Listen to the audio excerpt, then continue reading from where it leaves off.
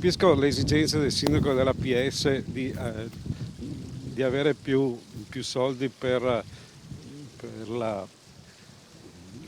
per il comune, ma non capisco perché deve essere a danno dei residenti. Chiede un po' di misure rispetto Antonio, residente da 60 anni in Largo Europa. Qui in questa zona centralissima di Padova, nelle intenzioni del sindaco Bitonci, c'è la volontà di creare un grande parcheggio da 350 posti per liberare piazza Insurrezione dalle auto e trasformarla in una piccola riproduzione del londinese Covent Garden.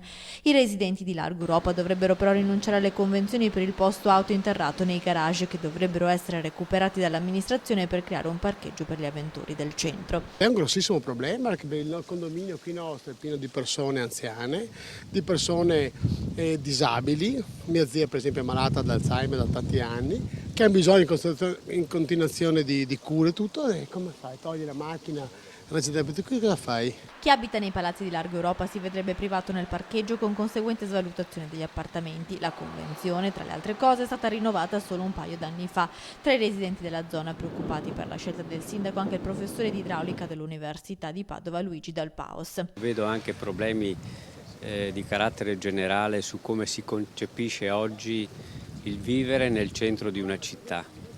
Se noi guardiamo altre città, tutti cercano di togliere il traffico dal centro e qui invece noi vogliamo creare un polo di attrazione per portare la macchina in centro. Oggi i residenti hanno avuto un incontro con il consigliere d'opposizione Massimo Bettina, che critica le maniere forti dell'amministrazione. Si spaventano i cittadini con una scelta da valutare molto attentamente, che potrebbe avere complicazioni non solo per questi 500 cittadini che utilizzano questi parcheggi residenti o che lavorano in queste zone, ma anche per questo comparto della città che è delicatissimo.